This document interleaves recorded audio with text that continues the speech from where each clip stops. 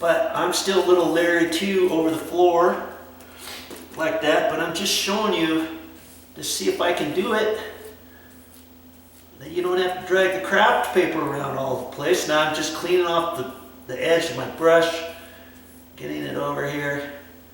I can get it, you know. I'm just getting it close. I don't have to get it perfect, okay? Just getting it within an eighth or a quarter. Now I'm going to go back that little section. Ooh.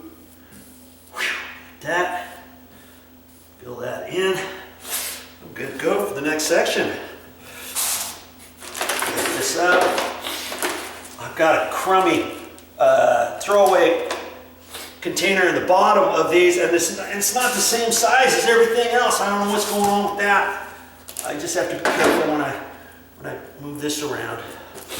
I hardly got any paint on there, and I'm just gonna do a little more. That's why I like to use my little paint tray. I couldn't really do it like this in a bucket because I'm just getting the edge of this and I'm able to wipe it off and stuff. I can't do that if I'm carrying a little bucket around with me, can I? This way works really good. Okay. I just dip a little more in there. Get it on there. Go back and forth. Make sure my edge is kind of clean before I go in there and start cutting it in.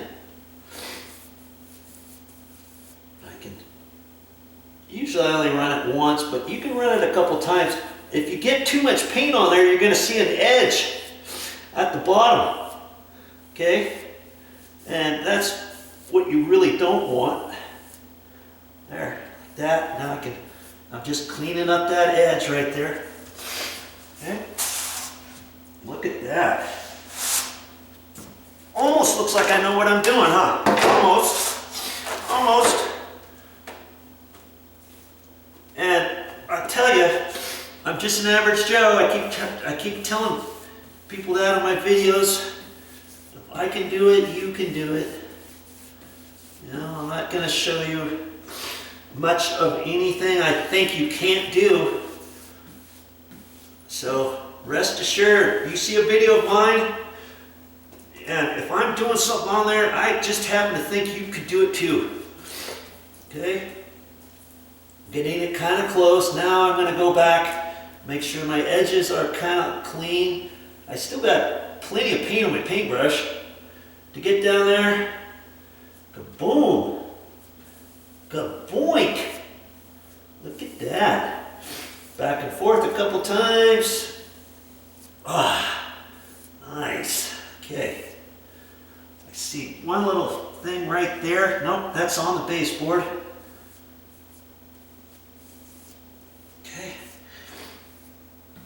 See, this one, that gets built up on paint when I'm doing this, so I just have to kind of check that as I go. Okay? Now, I'm going to get you in there. We're going to finish this, don't worry. Finish this little section off here. No craft paper on the floor. Look at that. Look at that. Being brave.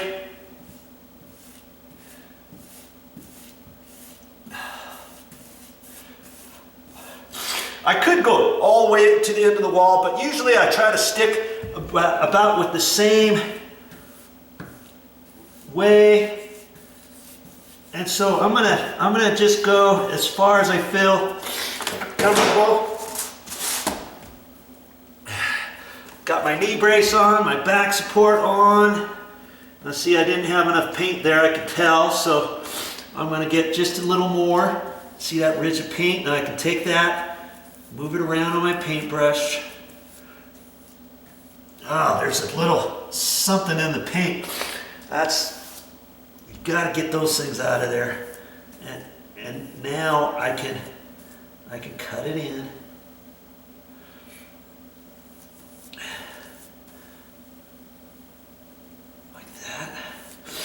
Back and forth this way, paddle it back and forth. Okay, there's a another little something, right? No, that's that same little thing from before.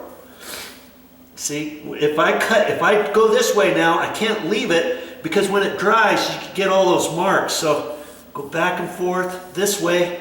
You're finishing it off. I don't like to put all the paint on this way, but I can finish it off that way, can't I?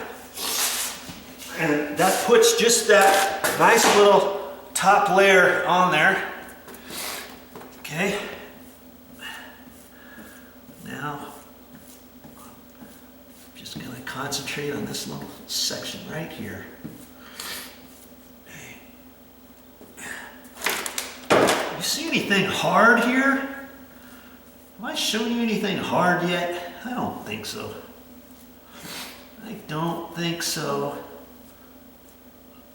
Okay, now because I'm at the end, well, I guess I could do it like there. Boom. Boom. Oh, that would I almost hit the wall or the floor, but I didn't. And it would have been really close to the edge of the wall. Anyways, you just take your time. It's no speed demon here, okay? No speed racer when you're doing this painting on the base. Just take your time, and you'll get the hang of it. Trust me, you will. Okay? Now I got to wrap around this corner. I guess I could show you that too. Let's wrap it around the corner here, and right up. Let's see. I'm gonna get you over here. Okay, how about that.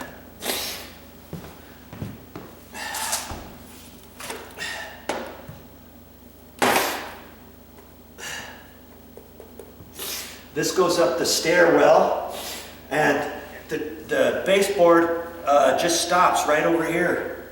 And I think I'm going to start over here first, do this piece last. And when the carpet guys stretch the carpet in the stairwell, they got a couple marks on the sides, you know, from their kicker and stuff, and I've gotten off some of them with simple green, but there's a couple more black marks, and if I need to, I can't get them out, that I'll paint over them. Okay, I'm just getting, that one I can get all the way down because I got about a 1/4 inch gap from there to the floor. Okay. Make sure you don't get too much on your paintbrush at a time. That's why I use my little tray. See, I only have a little bit on there. If you saturate your paintbrush, of course you're going to get some on the floor. It's a given. You know? And what else could I have done had I not had any craft paper? Do you have another way I could have done this? If you're not quite sure you want to do it over the floor, well, I could have taken some masking tape, my 1.5 inch masking tape, and I could have ran 1.5 inch and maybe 2 layers all the way around on the floor. I could have. That would have been good too, right? But I'm not doing that. I don't really need to do that. But that's another way you can do it. Okay? All right. Okay, now we got this edge.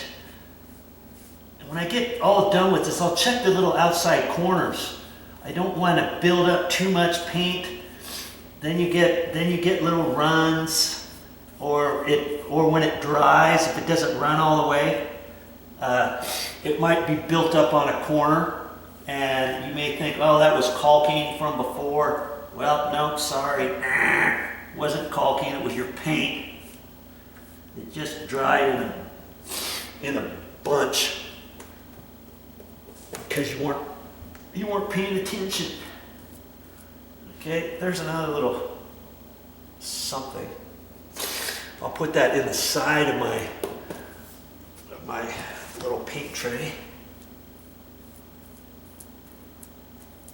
So I can get on some paint that way if I want.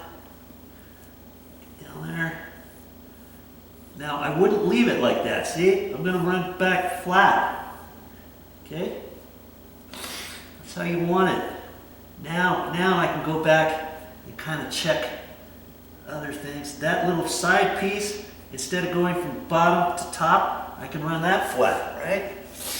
Okay, I see a little edge here, but that's because some caulking. It looks like there's some caulking there that if I really wanted to, once that all dries, then I could scrape that caulking off and then retouch that up when I get ready to paint the door frames.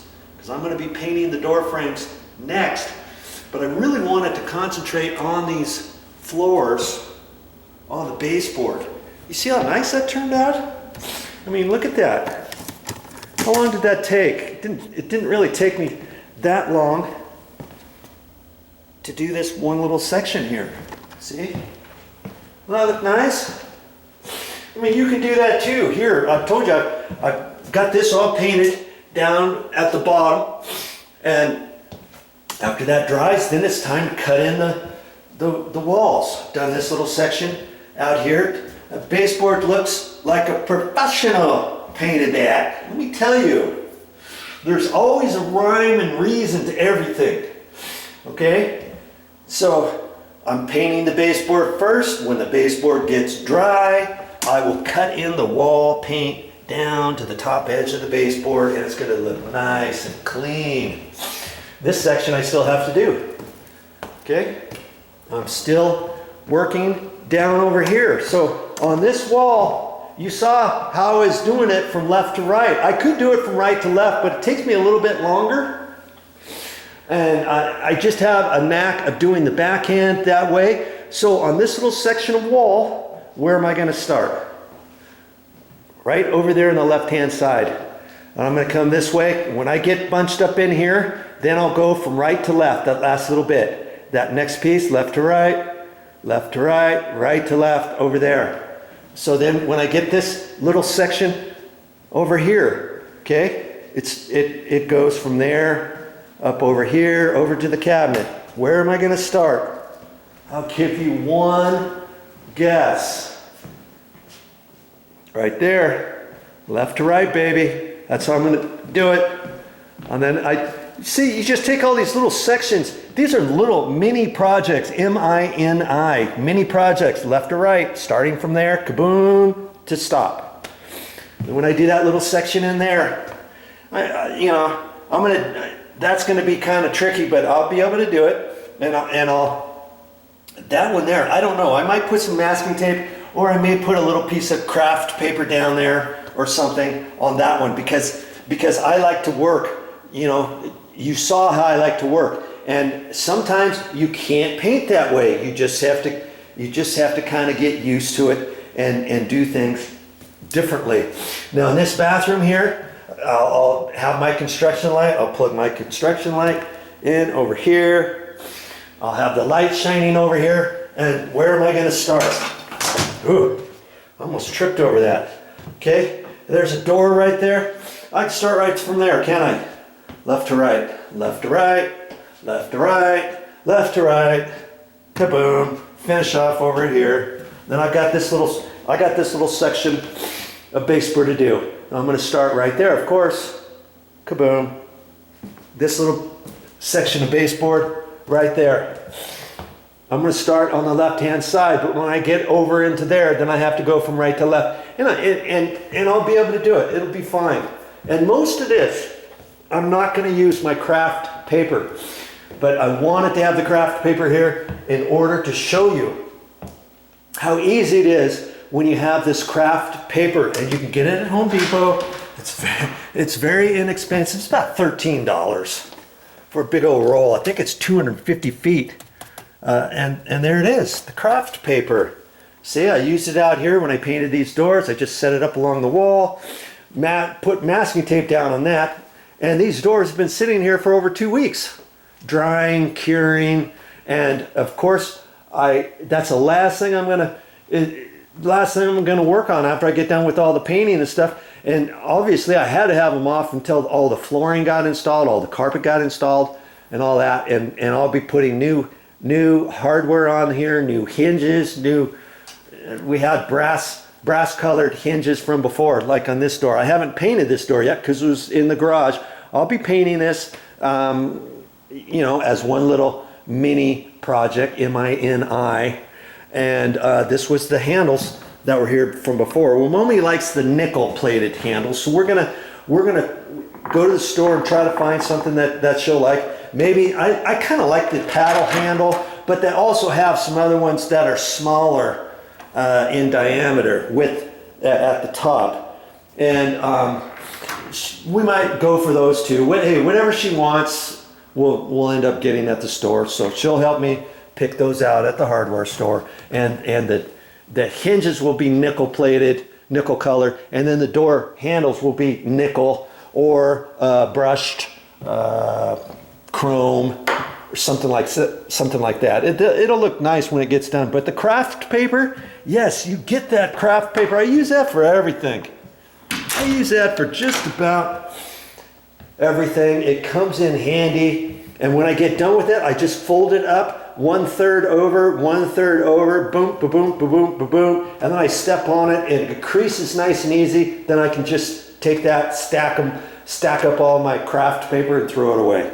It really works good. Okay, so enough of that. I got to keep working because I don't want my paintbrush to get too dry. All right, so that was your little training on painting your baseboard over your vinyl flooring before the quarter round gets installed. Now, if there was quarter round already on here and you had to paint it, you know, before you install your quarter round, let's just talk about the quarter round here for a second. You want to paint that quarter round. Don't put it down first and then put masking tape down and try to paint the edge and all that kind of stuff and pull that up and clean it up off the floor. I mean, you could do it that way, but paint the quarter round first. But I'm going to get some stuff at the Home Depot, and they have two different kinds of quarter round. They have some MDF pre-primed quarter round, and then they have some stuff that's actually plastic material that's all kind of foamed together and to make the quarter round, and it's actually pretty good stuff. And I'm hoping that is almost the same color as the baseboard, and if it is, I may not even paint it. I might just cut it and glue it up there and caulk the top after it gets installed, and after it dries, I'll take some white caulking, probably put it on the back side up against the baseboard, put some masking tape on it until it dries, and then pull the masking tape off, and then a nice tight bead of white caulking on the top of the quarter round, and I may not have to do anything. That remains to be seen. That'll be on a different episode, but hey, I gotta get back to work. Thanks for joining me.